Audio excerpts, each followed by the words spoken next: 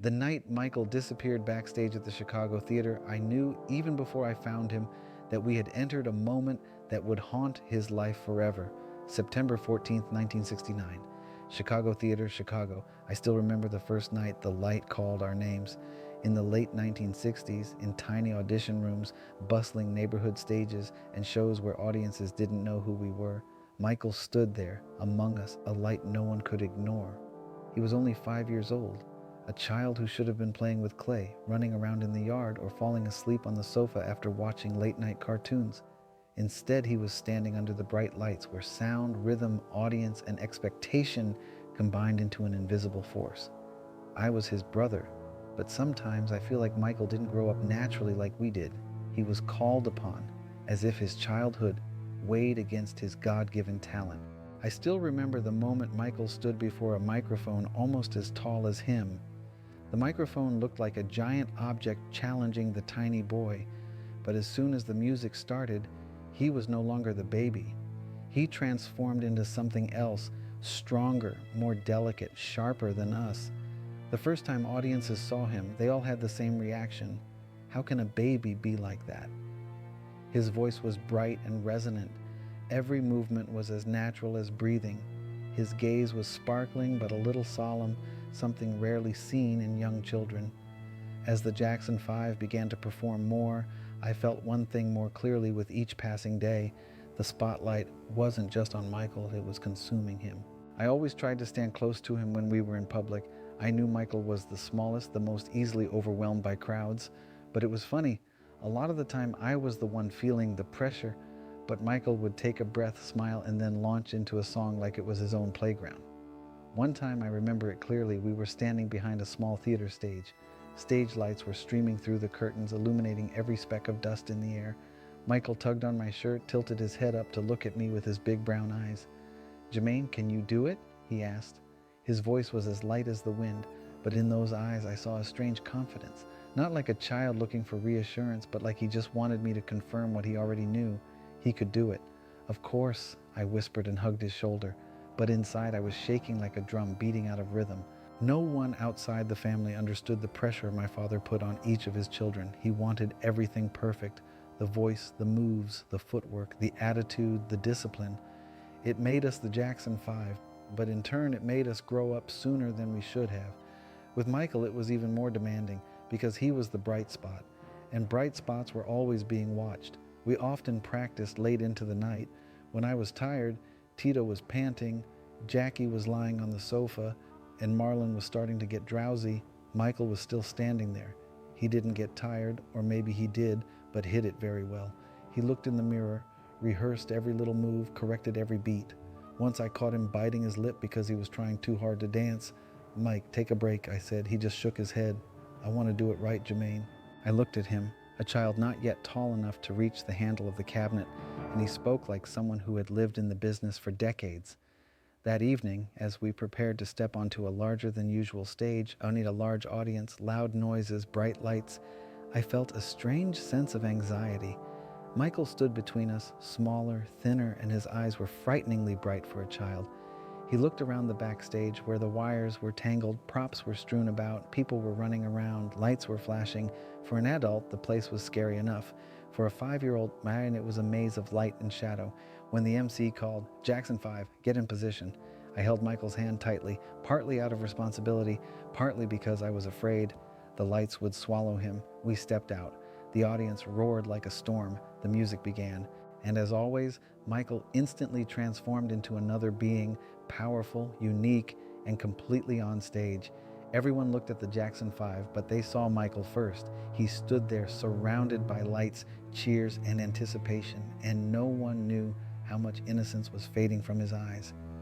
That's when I realized the stage light wasn't just shining on Michael, it was taking over his childhood, and I, the older brother, could only watch, worried, proud, and uncertain all at once. That night, everything happened so fast that even now, when I think back, I have to hold my heart from pounding. It was a big night, bigger than we were used to. The hall was packed, the audience roaring like a wave, threatening to break through any boundaries. Backstage was packed like an overstuffed box. Props were lined up, wires were tangled on the floor. like giant spider webs. Staff were running back and forth, all hustling, panting, signaling with their eyes. I looked at Michael, the 5-year-old, standing in the middle of the crowd. The light from the front stage was enough to illuminate his face. He stood still, but his eyes were constantly scanning the area, as if trying to find a safe place to lean on. I stepped closer, put my hand on his shoulder. "Are you okay, Mike?" He looked up at me, a thin smile that couldn't hide his tension. "I'm fine, just a little too loud." Loud?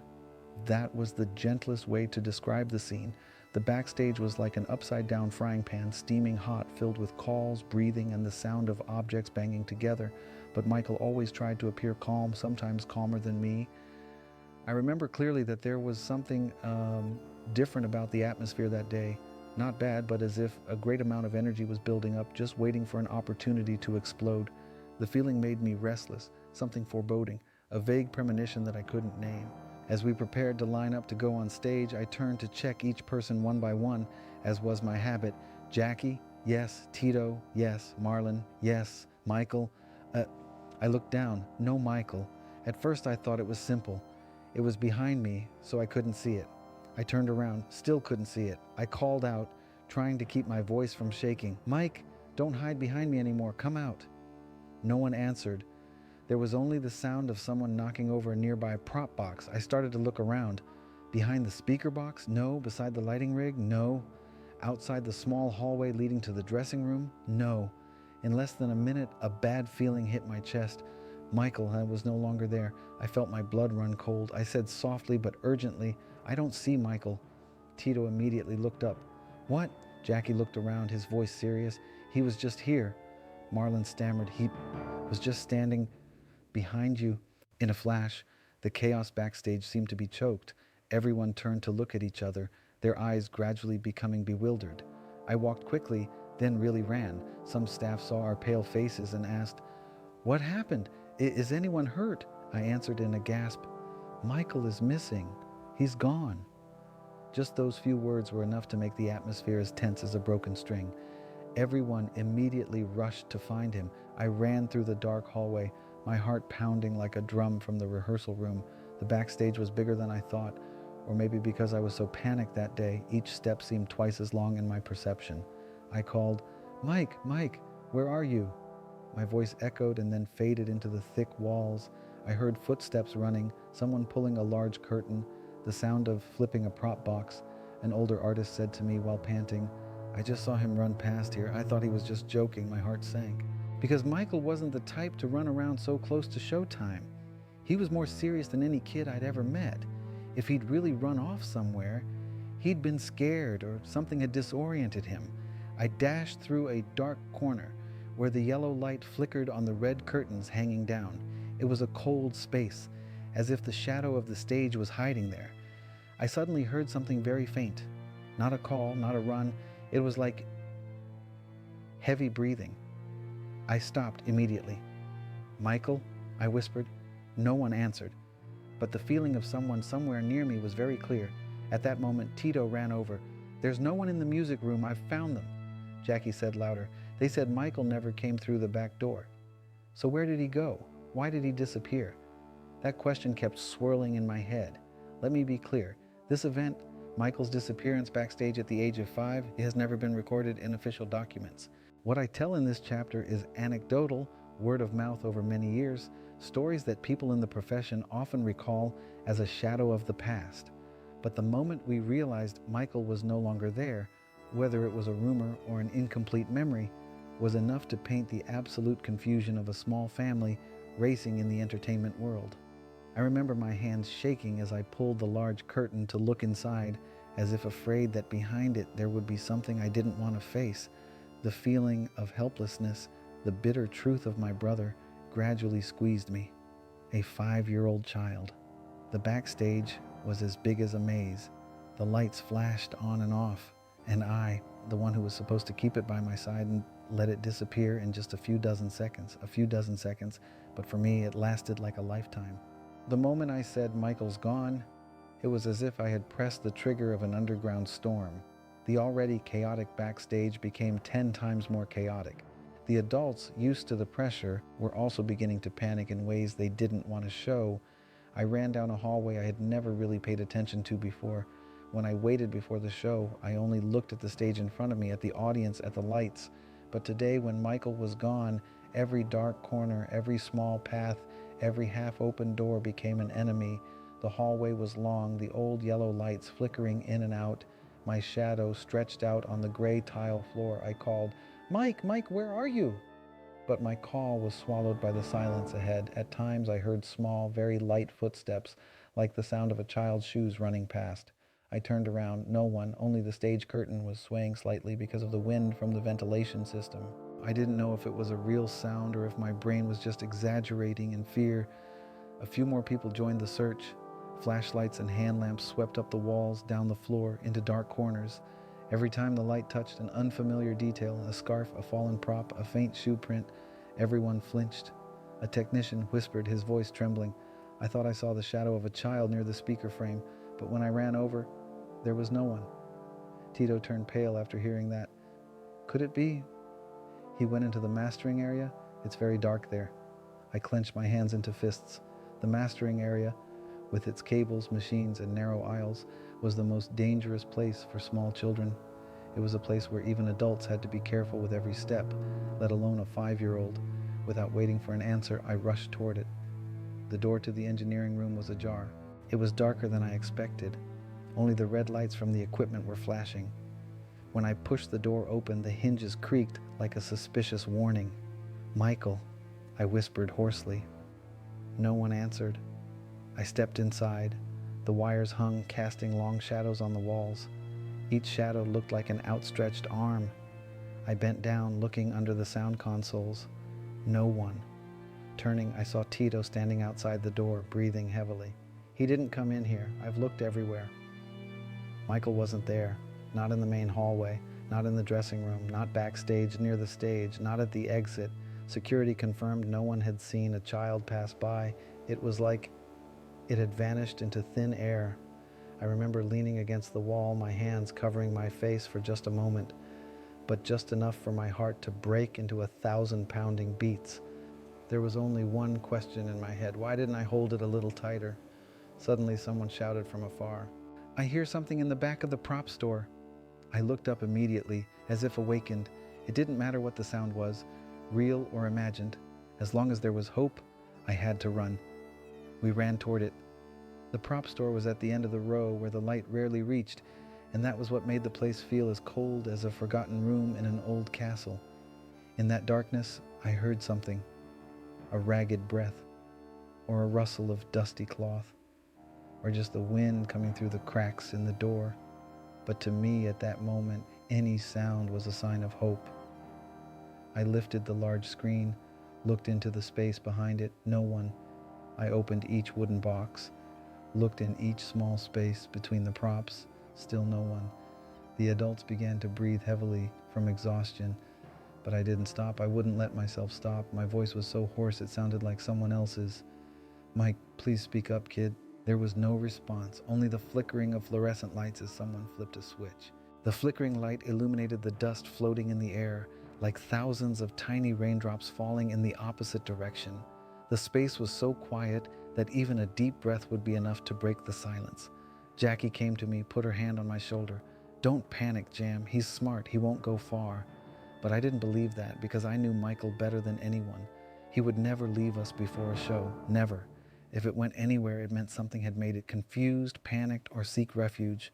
A 5-year-old, no matter how strong he was when holding a microphone, was still a child when he was standing in the middle of a maze-like backstage. Another staff member ran up, his face pale. "Jermaine?" In the backstage area, I heard a very small cry. Not sure who it was, but it sounded like a child. I didn't wait for the person to finish. I turned, running as if the only life I had to protect was ahead of me, a cry somewhere, faint, very small, but real. And I knew, whether it was just anecdote or a fading memory, that moment would lead me to something I would never forget for the rest of my life. I heard the cry, so small, like someone trying to hold it in, but in the vastness of the backstage, even the smallest sound was enough to turn into a call. I ran past a few people, barely hearing them ask, "Jermaine, what's wrong?" Because my mind had only one target, Michael. The side stage area was to one side of the main stage where the light rarely reached, and the staff jokingly called it the guardian angel's dark side because everyone who entered felt strangely gloomy. I never expected a 5-year-old child to be able to enter a place that even adults felt chilled.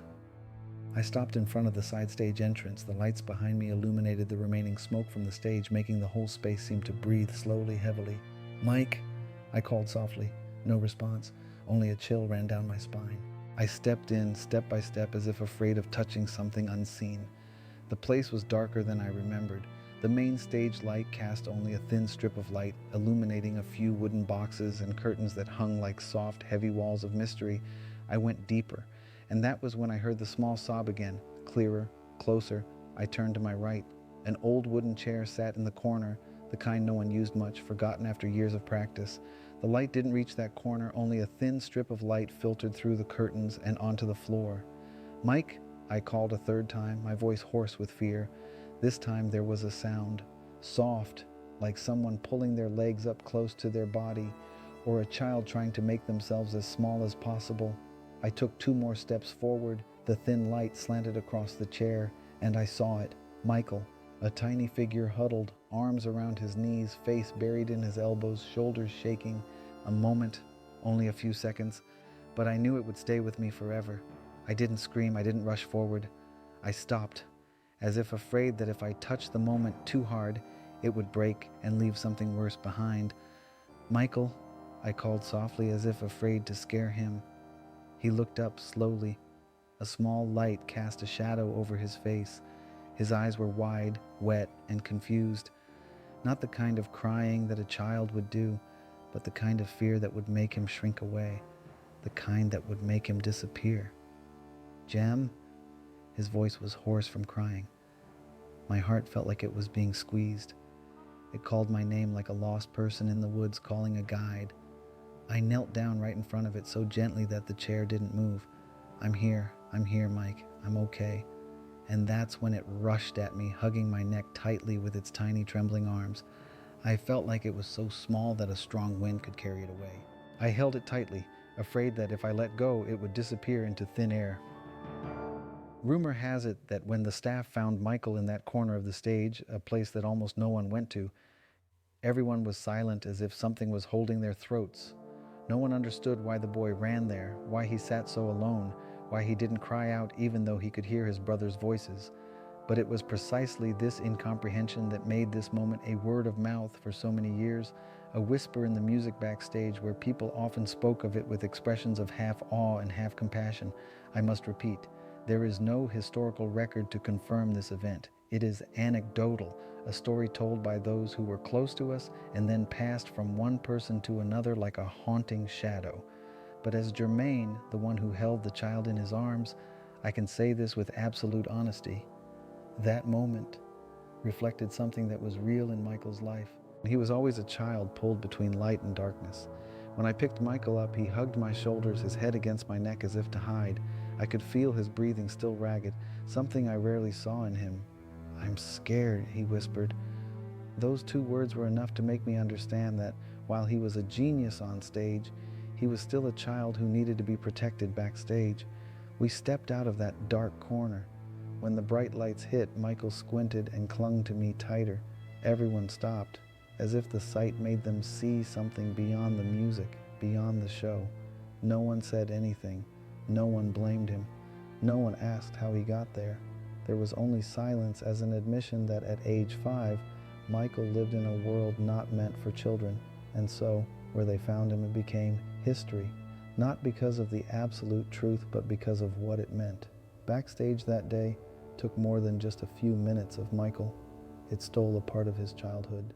I remember the feeling of stepping out of that dark corner, holding Michael in my arms. The backstage lights were shining on us, so bright that his eyes narrowed, and I was overwhelmed by a mixture of relief and emotion.